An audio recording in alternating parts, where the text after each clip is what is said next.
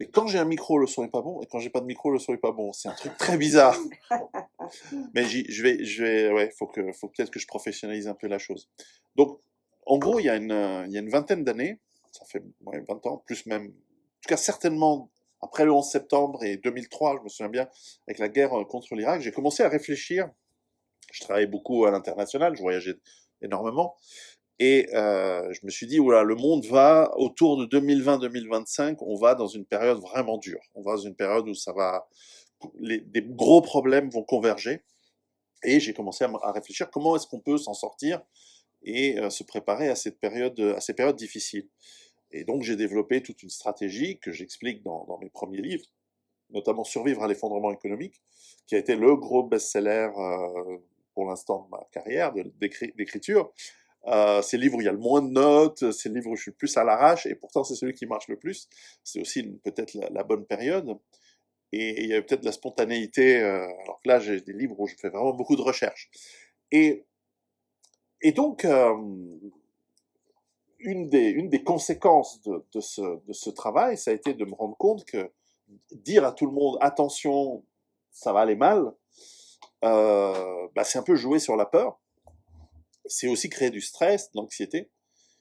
Et chose à laquelle bah, les gens répondent bien, en tout cas dans l'hémisphère nord, parce qu'on est programmé pour être des gens anxieux, et parce que pendant des millénaires et des dizaines de milliers d'années, on a vécu dans un endroit où il fait froid, et où en fait la sélection naturelle, on peut dire ça comme ça, elle a sélectionné les gens qui survivent. Les gens qui survivent en général, nos ancêtres, c'était des gens qui se disaient, oulala, il va faire froid, il faut couper du bois, mettre de côté, avoir un abri, une maison, euh, la technologie suffisante pour faire un feu, faute de quoi, tu vas mourir l'hiver. Et puis il faut de la nourriture, donc il faut la préparer à l'avance, etc. On a été développé dans l'anxiété, dans le stress. Vous le remarquerez si vous voyagez dans des pays exotiques, comme un peu plus bas de la rue, là, il y a des civilisations qui ne sont pas du tout dans le stress et l'anxiété. C'est un truc qui existe beaucoup dans les pays du Nord, un peu dans le bassin méditerranéen. Moi, j'ai travaillé beaucoup en Afrique. C'est pas un continent du stress et de l'anxiété parce qu'il fait chaud et le problème n'est pas quand même beaucoup ce qui stresse, c'est pas ce qui crée la mortalité, c'est plutôt la malchance. On se fait piquer par un restaurant, par un serpent, par un moustique, ou voilà, c'est pas de chance quoi.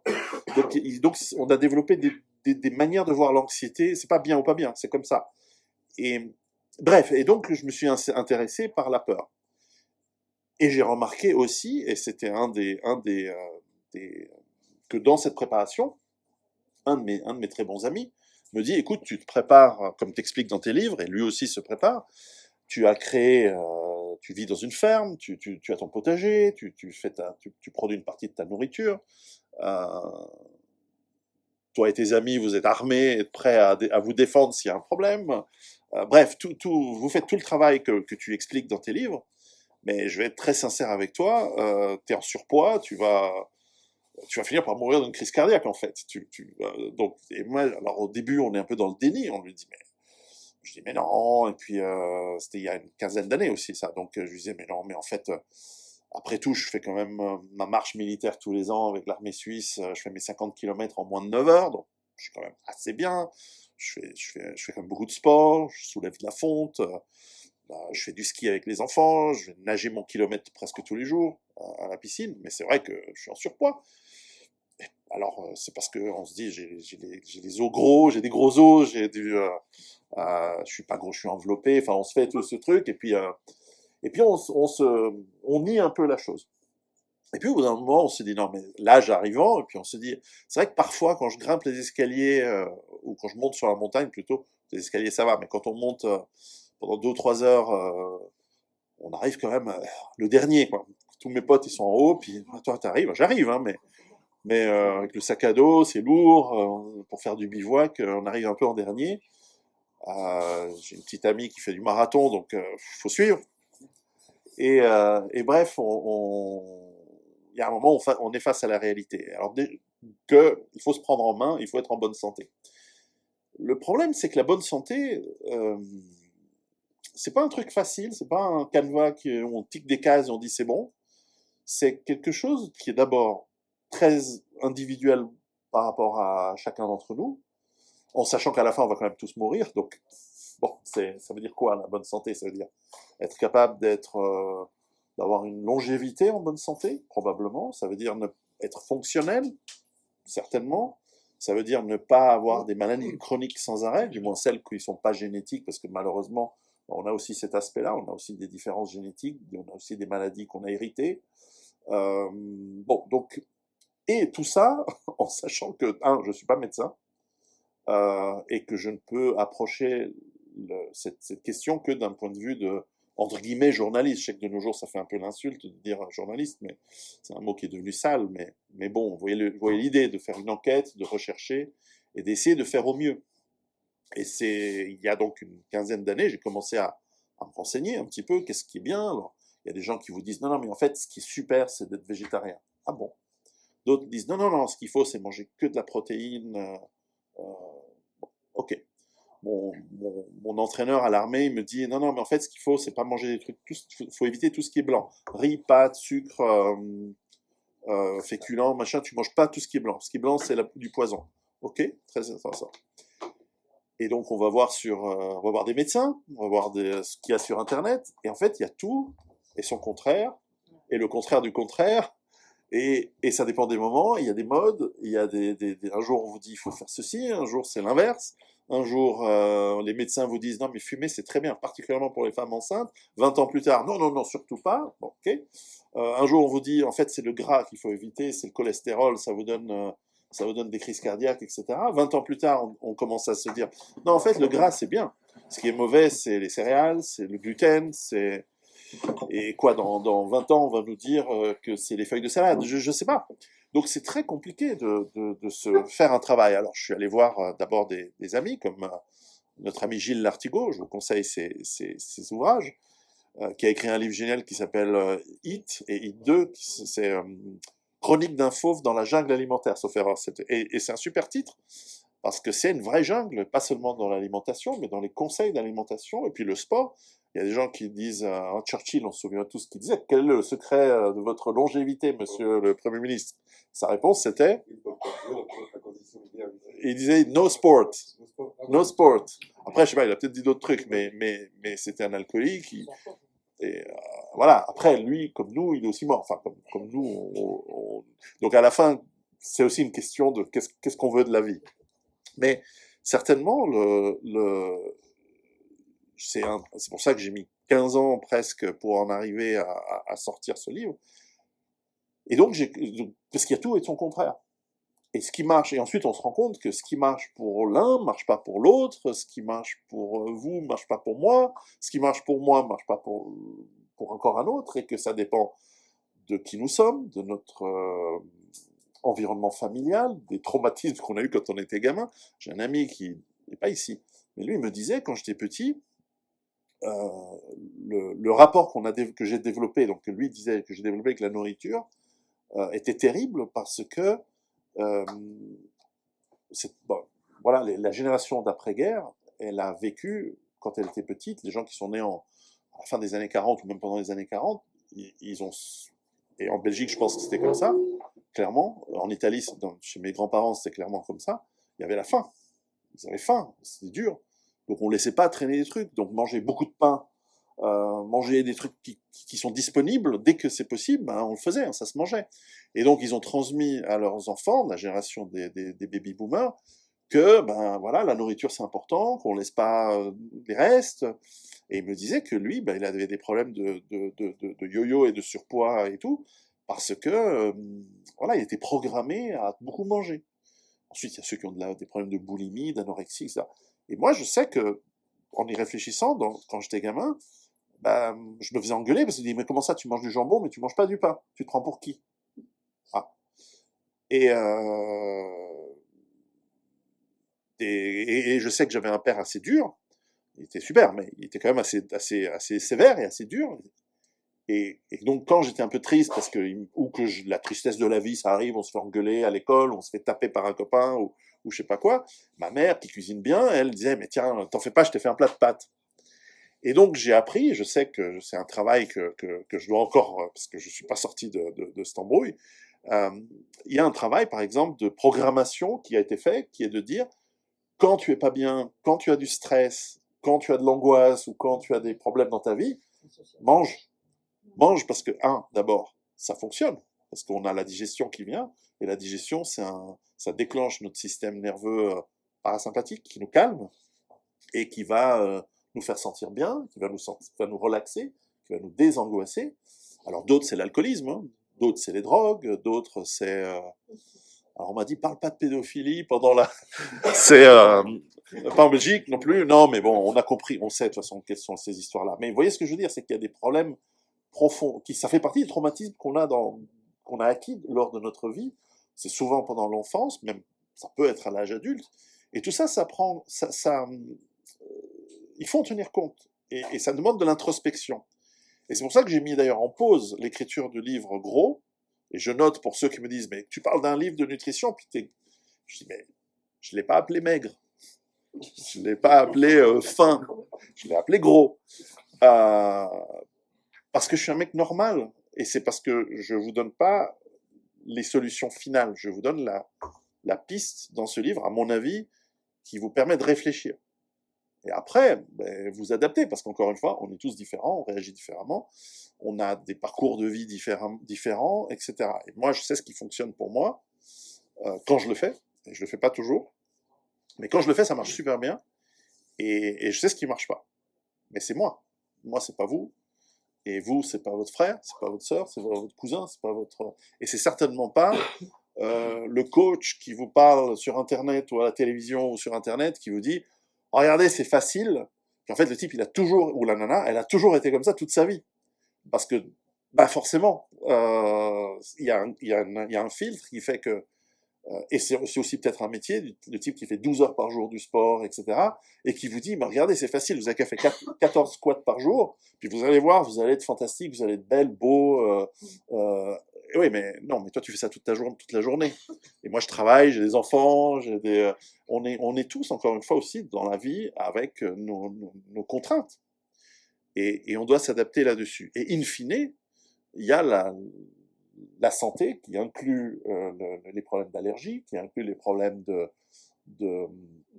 d'immunité, qu'est-ce qu'on a eu comme vaccin, qu'est-ce qu'on n'a pas eu comme vaccin, qu'est-ce qu'on a eu comme machin qui nous ont salopé ou pas depuis l'enfance. Et puis il y a le truc à retardement qui fait que moi je connais des gens en super bonne santé qui, bon, ils ont peut-être fait une procédure médicale un peu bizarre en 2021-2022, mais qui sont morts récemment. J'en connais autour de moi, 3-4 morts bizarres, de cancer rapide, de leucémie, de machin improvisé, enfin improviste, qui sont arrivés à l'improviste.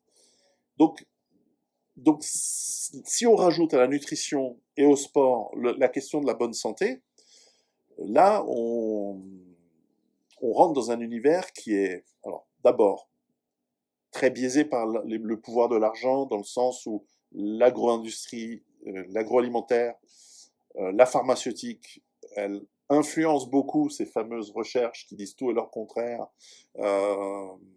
sur Internet, dans les journaux, dans les magazines, que ce soit des magazines de santé, de psychologie, de sport, parce qu'ils doivent bien vendre leurs trucs, ça va si on monte très loin si on monte en amont, c'est les engrais, les pesticides, les fongicides, déjà sur la terre, sur le terrain, jusqu'à, in fine, les compléments alimentaires à la fin pour compenser les carences qu'on a, parce que la bouffe, elle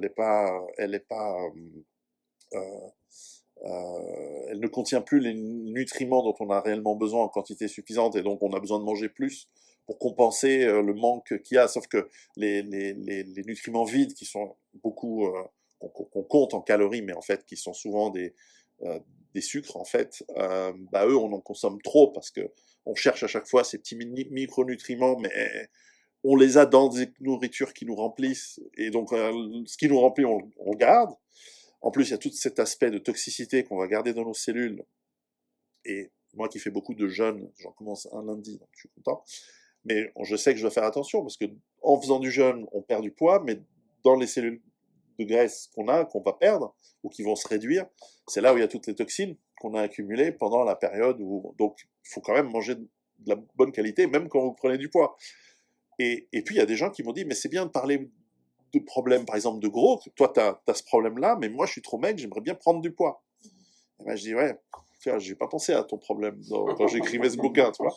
Donc, on a tous notre biais, on a tous notre tropisme en fonction de notre vie. C'est pour ça que, d'ailleurs, ah oui, donc j'ai fait une pause dans l'écriture de ce livre pour travailler sur le livre sur la peur, qui j'ai mis 9 ans pour finir les 2 tomes.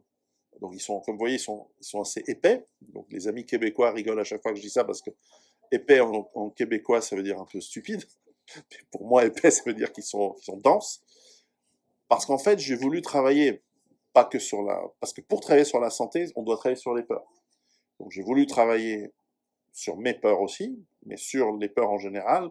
Quels sont les mécanismes neuronaux, physiologiques, hormonaux que déclenche le stress, la peur, et qu'est-ce qu'on peut faire pour réduire notre exposition à ce qui nous angoisse ou ce qui nous fait peur, mais aussi bien réagir, utiliser et faire de la peur notre ami, ce qui a aussi une conséquence sur notre appétit, sur justement notre tropisme de vouloir manger quand on se sent pas bien, et éventuellement de pouvoir se reprogrammer. Alors moi, je dis pas que j'ai réussi, hein, mais voilà, quand on est un peu pas bien et qu'on a envie de manger, peut-être, je sais pas, faire 10 pompes ou aller marcher faire un tour, une promenade à la place.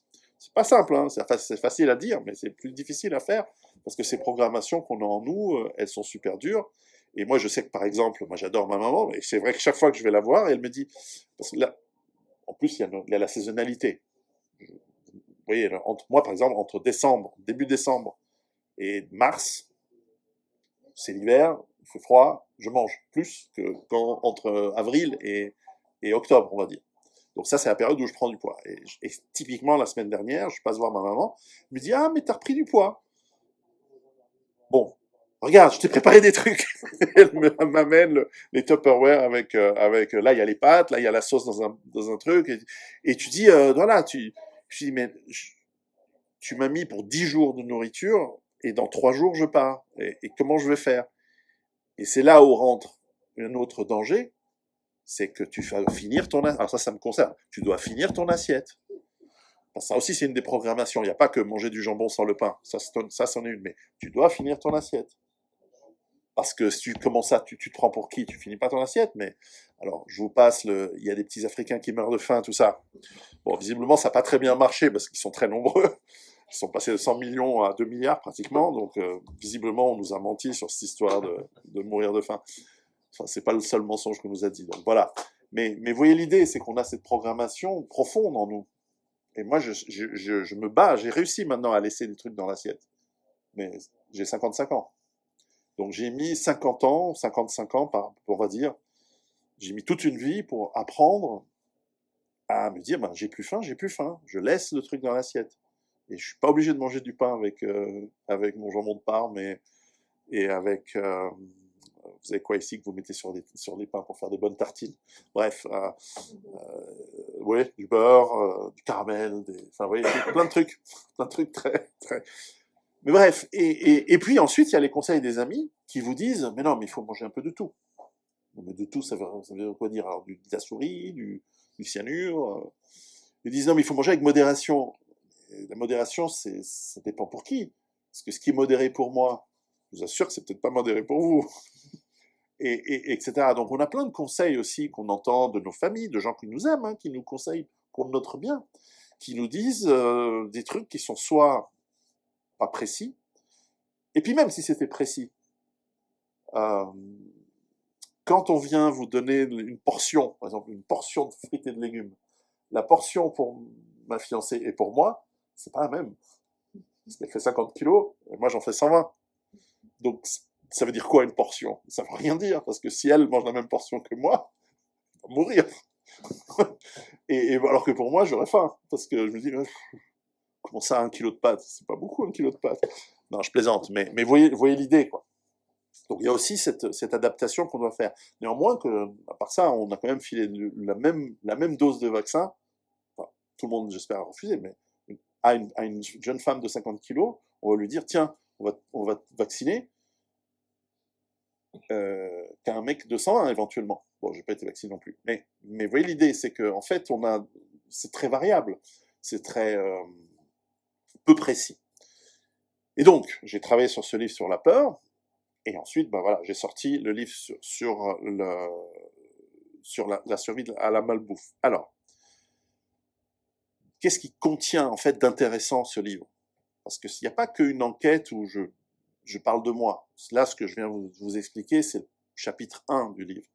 Mais tout le reste, le gros du livre, si je puis dire, en fait, j'ai fait parler des experts, des spécialistes, parce que je n'ai ni la prétention d'abord de donner l'exemple, d'une part parce que, alors, je suis en fait en assez bonne santé. Selon tous les médecins que j'ai eus, ils me disent, pour votre âge, vous êtes dans le 10% du VO2 max, c'est une mesure de notre capacité respiratoire par rapport à la population suisse, donc c'est pas mal. J'y arrive quand même à monter mes montagnes, même si je vais arriver essoufflé, puis j'arrive en dernier, mais j'y arrive. Je fais quand même mes 50 km, je fais mon kilomètre de natation, encore à mon âge, donc bon, quand je veux, quand je peux.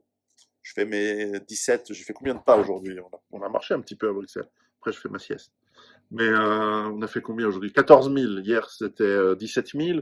Voilà, on marche. Puis ça, c'est quand j'ai mon téléphone sur moi. La plupart du temps, je le pose, puis je suis chez moi, je fais plein de trucs et j'ai pas mon téléphone sur moi.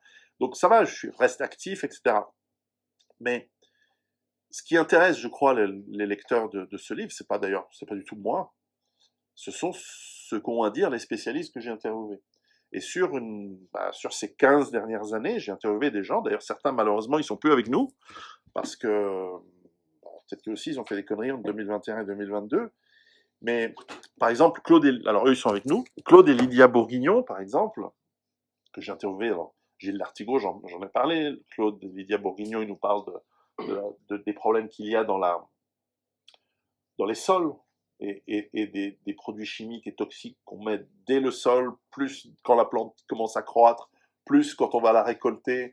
Par exemple, j'ai appris que les, euh, les herbicides, le fameux truc de Monsanto, là, le Roundup, qui est, qui est utilisé sur les plantes, en fait, c'est pas pour enlever les mauvaises herbes. Moi, je pensais que c'était pour tuer les mauvaises herbes, il restait le blé, qui lui est résistant. Non, non, c'est pour tuer tout, mais il séchera plus vite. Ah, comme ça, il le tue au bon moment, et ensuite, enfin, il le tue sur plante, et ensuite il passe le récolter, etc. Il y a énormément de petits détails comme ça qu'on découvre, et qui font qu'on a essentiellement de la nourriture. Il faut faire très attention, une grosse nourriture de grande production industrielle, elle est empoisonnée, c'est du poison. Et on parlait des générations, la génération de mes grands-parents qui étaient jeunes pendant la guerre, la génération de mes parents qui sont nés après-guerre, eux, ils n'ont pas eu ça. Ils n'ont pas eu ces poisons. Très, très peu. Alors, ils ont eu le lait à partir de 1945 à 1950 et arrivé les produits laitiers parce qu'il fallait amener de la calorie vite fait. Et ça a commencé à apporter des problèmes dans les pays où on boit beaucoup de lait. Je crois que c'est votre cas en Belgique. Plus on boit du lait, plus on a des problèmes d'accidents cardiovasculaires plus tard. Le champion du monde étant la Finlande, je crois, sauf erreur.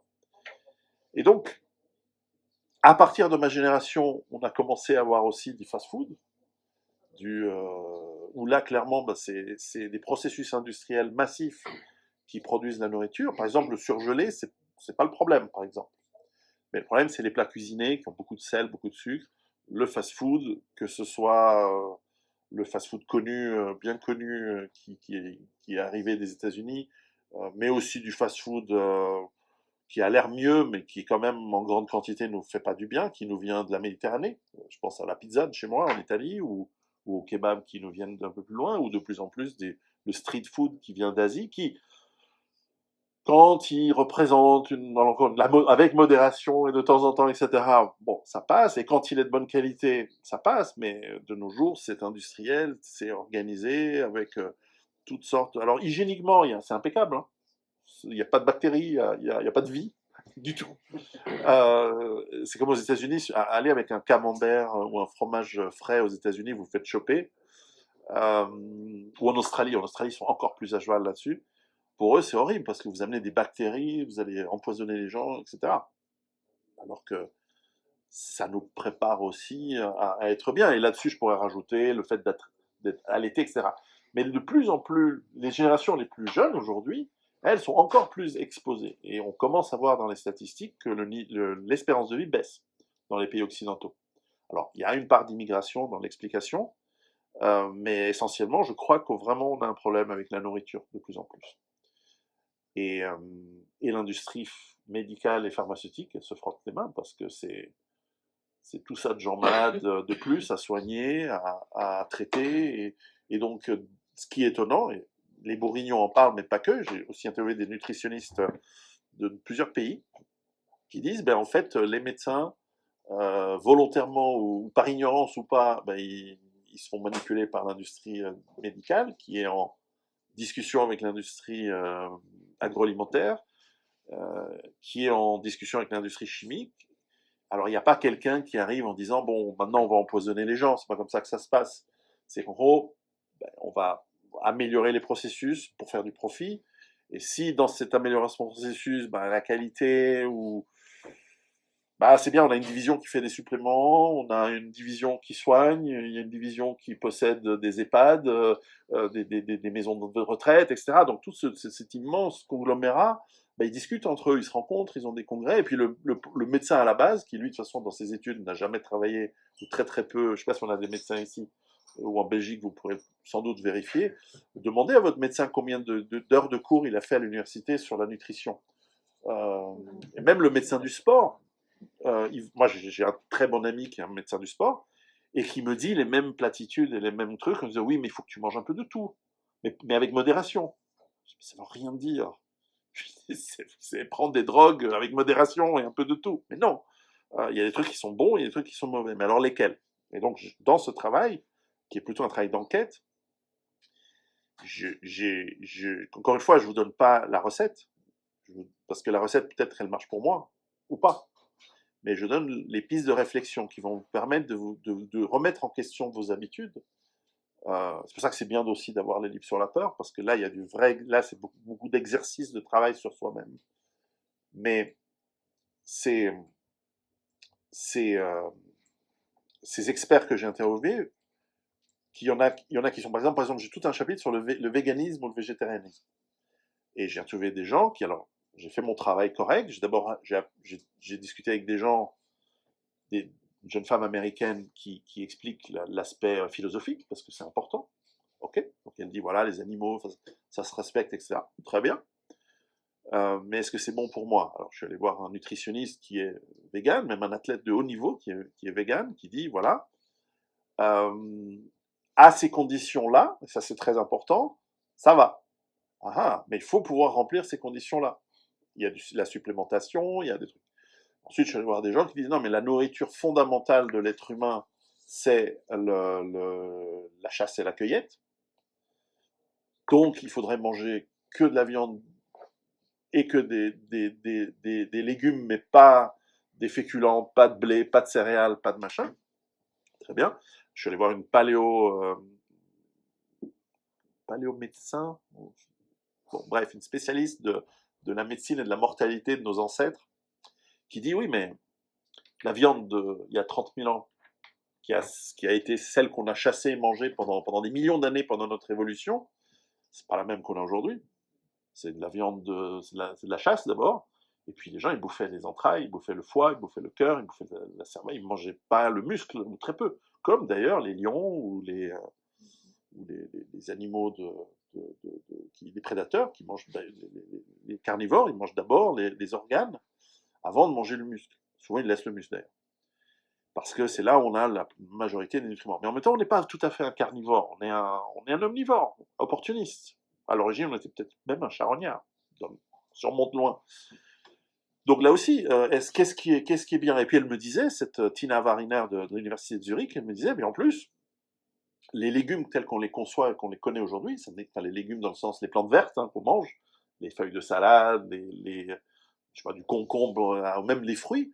Parce qu'il y a des gens, j'ai interviewé aussi une nana qui dit il faut manger que des fruits. Parce que c'est génial, les fruits, ça a plein de. Déjà, votre foie, avec que des fruits, il va prendre cher le foie, parce que le fruit, c'est. D'abord, s'il est un peu fermenté, ça devient de l'alcool, puis ensuite, le fruit, c'est plein de fructose. Le fructose, il est géré par le foie, pas par l'estomac. Donc, ouais, faire gaffe avec Alors elle dit oui, mais c'est beaucoup de bananes, etc. Ok, les bananes, c'est différent. Mais tout ça, ça n'existait pas pendant des millions d'années. Ça n'existait pas. Et là arrive la question en disant, mais où on doit se poser la question, c'est que ce qu'on a toujours fait n'est pas forcément bon, mais on l'a toujours fait parce qu'il n'y avait pas d'autres possibilités. Mais ce qu'on fait aujourd'hui, qui est nouveau, n'est pas forcément bon parce qu'on n'est pas adapté, parce que pendant des millions d'années, ça n'existait pas. Vous voyez les deux manières de voir le problème et qui nous posent des vraies questions. C'est pour ça que je ne peux pas vous dire, pour être en bonne santé, pas plus qu'une fois de McDo chaque année, pas plus que 3 bananes par jour. Ça n'aurait aucun sens de faire un livre qui vous donne des recettes. Parce qu'encore une fois, celui qui vous fait un livre, vous donne des recettes et qui vous dit regardez moi, je suis un coach, vous mangez comme ça, vous allez être bien, regardez mes abdominaux, regardez mes trucs. Un, il est en très mauvaise santé, sauf que ça se voit pas. Deux, ça se trouve, il a un cancer qui se prépare, il va mourir dans 2 ans, on n'en sait rien. Trois, il est peut-être super beau, super bien, il ou elle est super beau, super bien, mais il est rempli de vaccins qui vont le tuer aussi dans 2 ou 3 ans. Donc, donc, c'est pas comme ça qu'il faut voir. Il faut travailler par la réflexion. Alors, évidemment, ça implique que mes lecteurs, c'est des gens très intelligents et qui sont très curieux et qui font un effort. Alors là, ça réduit évidemment le marché, ça réduit la niche commerciale, comme dit mon éditeur, mais c'est aussi un travail à faire chacun. Donc, il y a à peu près une trentaine de spécialistes que j'ai interviewés dans des thèmes et en fait, j'ai dû choisir, par exemple, des chapitres dans quel livre je les mets. Par exemple, j'ai un chapitre très important sur le sommeil, qui est absolument fondamental pour la bonne santé. Et est-ce que je le mets dans gros ou est-ce que je le mets dans la gestion de la peur? Parce qu'un bon sommeil, c'est aussi quelque chose qui vous prépare à être moins anxieux et moins stressé. Donc je le mets où? Alors j'ai choisi de le mettre dans peur. Avec du recul, peut-être j'aurais dû le mettre dans gros. Mais comme ça, bah, vous êtes obligé d'acheter les 3 livres et pas un seul. Et, et, euh, et voilà, et dans le chapitre 2 j'ai aussi un chapitre par exemple sur le combat. Il y a une partie qui est dans ce chapitre que j'ai mis dans peur parce que comment on réagit face au stress d'une agression, par exemple, qu'est-ce qui fonctionne, quel est le processus neurologique qui est chez nous, mais comment il fonctionne, mais cette réaction au combat, elle est aussi dans la deuxième partie du livre gros, qui est sur la partie activité physique. Parce que l'activité physique, être en bonne santé, en fait, et c'est comme ça que je vais conclure, puis je vous laisse les poser toutes les questions que vous voulez, être en bonne santé pour quoi faire? On a parlé au tout début, longévité en bonne santé, ouais, mais en fait, c'est aussi pour combattre. Et ça nous ramène à la survie, mais ça nous ramène aussi à la vie tout court, parce que la vie est un combat. On doit combattre contre nos petits chefs, on doit combattre contre le percepteur des impôts, on doit combattre contre le danger subtil et quotidien, on doit combattre contre notre propre programmation euh, depuis qu'on est gamin sur qu'est-ce qu'on a envie de manger, parce que nos émotions nous poussent à manger. Alors moi, je suis pas très sucre, mais je suis très gras salé. Donc moi, quand je suis stressé, je veux mon petit sandwich saucisson cornichon beurre, un petit peu de moutarde. Et là, ça me Très calme belge. bien. Je suis Très bien. belge. Voilà, moi, je Très vis belge. bien en Belgique. Je saurais être très bien en Belgique parce que c'est un pays où on mange très très bien d'ailleurs. Et mais d'autres, c'est je veux ma forêt noire avec de la crème chantilly. Et d'autres encore, c'est les deux ensemble. Et voilà. Et donc, est-ce qu'on est plus stressé que dans le passé? Ah oui, c'est sûr, parce qu'on a un stress constant, tandis que nos arrière-grands-parents, ou eux, ils avaient des stress difficiles. La guerre, parfois la famine, cacher les filles du seigneur qui venait, le baron Epstein qui vient en disant où sont les gamines, il fallait les cacher. Mais c'était ponctuel, c'est pas tous les jours, c'est pas 4 fois par jour, c'est pas le trafic, le petit chef, vous voyez ce que je veux dire. Donc, on a, il n'y avait pas de baron Epstein à l'époque.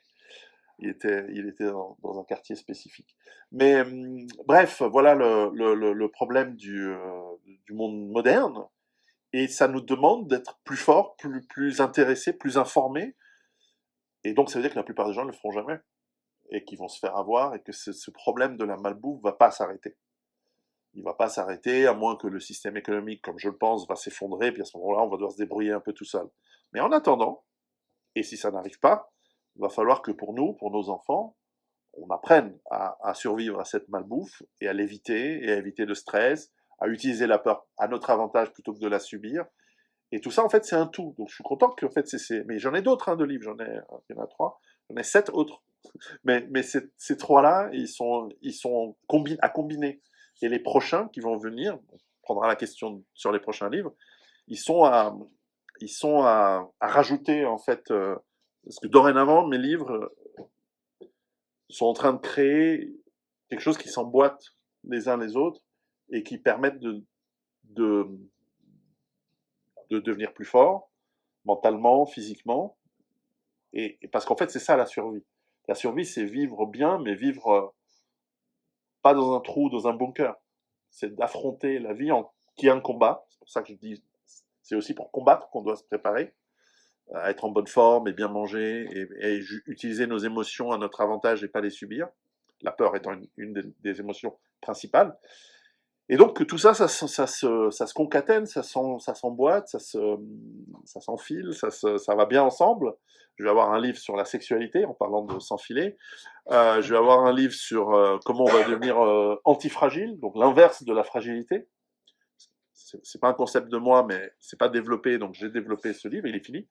J'ai un livre sur comment on peut simplifier nos vies pour être moins stressé et vivre mieux. Bref, ça fait un peu développement personnel.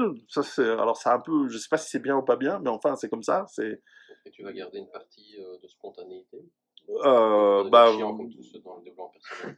bah moi je suis comme je suis. Après c'est vous qui déciderez si c'est chiant ou pas. Mais moi j'ai un mélange. J'ai peut-être cet avantage d'être. Je viens d'Italie du Nord, donc je suis d'origine. Et j'ai vécu en Suisse, donc j'ai à la fois une éducation et une génétique méditerranéenne, mais à la fois une éducation et une culture, mais aussi une génétique germaine, quoi, du nord de l'Europe. Donc j'ai ce mélange de mecs souples et organisés. C'est pour ça que mes livres, les gens me disent, c'est marrant, parce que quand tu parles dans tous les sens, etc., à l'italienne, et quand tu écris, c'est, bon, alors point 1A, point 1B, 2A, 2B, à l'allemande, quoi, un truc. Et, ouais, bah c'est parce que je suis capable de faire les deux. Et est-ce que c'est chiant, est-ce que c'est pas chiant? Bon, bah, généralement, les gens aiment bien mes livres, quoi. Mais puis, quant à ce qu'on dit, bah, il m'arrive de dire des conneries, il m'arrive surtout de dire des horreurs. Et parce que je suis un peu provoquant, j'adore être. Là, je suis calme ce soir. J'ai bien dormi cet après-midi, donc c'est bien. Et il m'arrive voilà, de provoquer, mais c'est pas pour le plaisir de faire du mal ou de provoquer, c'est pour obtenir une réaction émotionnelle, parce que c'est dans l'émotion qu'on décide vraiment des choses dans la vie. C'est quand on a, c'est quand on est triste et qu'on vous dit vas-y mange un plat de pâtes, que vous allez prendre l'habitude de manger beaucoup de plus gros plats de pâtes. Donc ça c'est un côté un peu négatif. Mais à l'inverse, c'est quand quelqu'un vous pousse comme cet ami qui me dit mais Pierrot, tu vas crever de crise cardiaque si tu continues à bouffer comme ça. C'est peut-être grâce à ça qu'on se reprend en main. Donc ça c'est l'exemple par rapport à la nourriture. Quant à la survie, c'est des remises en question de notre mode de vie, de notre travail, de notre rapport à nos chefs, à l'autorité, à l'impôt, etc. Qui fait qu'à un moment, par le choc, par la provocation, par donc l'émotion, qu'on va peut-être commencer le petit pas qui va nous amener à c'est quoi le but de la vie? À part le but biologique qui est de se reproduire et ainsi de suite, mais c'est aussi de vivre libre et combattre pour ça. Et ça, ben, on est programmé pour exactement l'inverse. On est programmé pour être des esclaves dociles et des esclaves dociles ou un troupeau qu'on amènera à l'abattoir le jour où on n'a plus besoin de nous. Et ce jour, j'ai l'impression qu'il se rapproche avec l'IA et tout, mais c'est d'un autre sujet. Donc voilà, j'espère avoir fait un petit tour d'horizon et je suis ravi de répondre aux questions que j'ai pas répondues et aux nouvelles questions. Donc voilà.